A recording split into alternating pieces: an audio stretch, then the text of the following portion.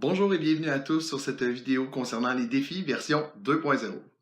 Lors de la vidéo précédente, je vous ai mentionné que l'origine des défis prenait source sur la chaîne de La Solution est en vous. C'est en écoutant l'entretien que Sylvain Carfel avait avec Aline Tardy sur les habitudes gagnantes que l'idée des défis m'était apparue. C'est en 2017 que les défis sont réapparus dans ma vie. C'est sur la chaîne BuzzFeed Blue que je suis tombé sur le vidéo de deux gars qui expliquaient leur parcours en ayant fait 100 push-ups par jour pendant un mois. Dans la vidéo, on voit les changements avant-après qui se sont produits dans leur corps. Comme c'était assez impressionnant, j'ai décidé moi aussi d'essayer ce défi-là. Je me suis fait un tableau à double entrée, donc le nombre de jours de septembre, puis le nombre de push-ups faits dans la journée. Ici, c'est la case lorsque je les avais complétés, là, 100. Comme vous pouvez voir, je n'ai pas complété le défi. Il y a une journée, là, 17-18, que je voulais sortir le soir, puis j'ai fait mes push-ups vraiment, vraiment très vite. Puis le 20, lorsque j'ai voulu faire une série de push-ups, à un moment donné, mes bras dépliaient plus. Donc j'ai été obligé d'abandonner le défi, ce qui m'a extrêmement déplu. Mais comme j'avais mal, puis j'étais pas capable, là, j'ai pas eu le choix. Comme j'avais raté mon défi, j'étais un petit peu déçu, mais j'avais décidé de le refaire dans des mois là, ultérieurs, ce qui est arrivé en décembre, après que j'ai laissé mon corps se réparer. Donc, comme vous pouvez constater ici, là, j'avais complété le défi en décembre. J'étais vraiment content des résultats. Ben, fier de moi, mais fier aussi là, des résultats qui s'étaient produits dans mon corps, comme dans la vidéo que j'avais visionnée. J'en étais à la toute fin de mon défi lorsque le 26 décembre, je suis tombé sur la publication de Marie-Josée Guérin de l'entreprise Mots en Bulle qui demandait aux gens qui la suivent sur sa page si ils avaient trouvé leur mot fort de l'année 2018. J'ai cliqué sur le lien qu'elle nous a envoyé qui menait à un article de blog qui expliquait les étapes à suivre pour trouver le nôtre. Les questions m'ont amené à déterminer ce que je voulais pour l'année 2018 en lien avec les finances, mon entreprise, puis au niveau personnel. C'est ce qui m'a amené à préparer une feuille de mes objectifs 2018.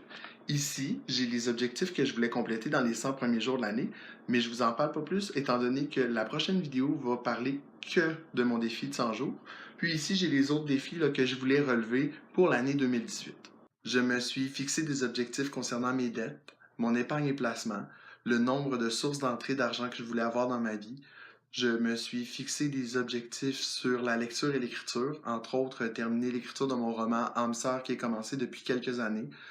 J'ai décidé d'avoir une chaîne YouTube vivante, de vendre des livres sur Amazon, d'arrêter les achats compulsifs, puis de baisser mon poids à 175 livres. En janvier, j'ai décidé d'attaquer de front mon objectif de lire 12 livres dans l'année en lisant 30 pages par jour pendant le mois. Donc ici, vous voyez le nombre de pages lues par jour, le nombre de jours dans le mois.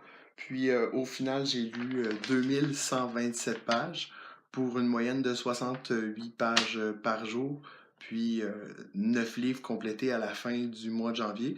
Je peux vous dire que j'ai vraiment lu beaucoup en janvier, mais j'étais vraiment très, très, très, très fier de moi là, à la fin du mois. Comme j'avais fait un défi très physique en décembre, un défi très mental en janvier, j'ai décidé d'y aller pour autre chose pour février, qui finalement m'a pris énormément de temps aussi. J'ai décidé que je terminais la couverte que j'avais commencé en 2013 ou en 2014, en tricotant un aller-retour 2 fois dans la journée. Puis en même temps que je faisais mon tricot, je me donnais 30 minutes par jour pour retranscrire les citations des livres que j'avais lus en janvier. Il y avait plusieurs passages que j'avais trouvé intéressants, que je voulais peut-être utiliser pour l'écriture de mon livre pédagogique sur le tutorat. Quand cette partie-là a été terminée, je me suis mis sur préparer mes impôts. L'année passée, j'ai terminé mes impôts à l'automne, puis j'ai payé énormément de frais pour rien. Donc, j'avais décidé cette année que au 10 mars, ça serait réglé. Ça fait partie de mes défis de 100 jours. Puis après ça, l'autre bout de mon défi était de peindre 30 minutes par jour. Donc, le défi de février se séparait avec la couverte, puis des 30 minutes séparés sur des projets différents. C'est déjà terminé pour cette vidéo concernant les défis version 2.0. J'espère que je vous ai inspiré ou motivé à vous-même vous engager dans des défis, qui sait. Si la vidéo vous a plu, n'hésitez pas à l'aimer et à la partager. Au plaisir de discuter avec vous.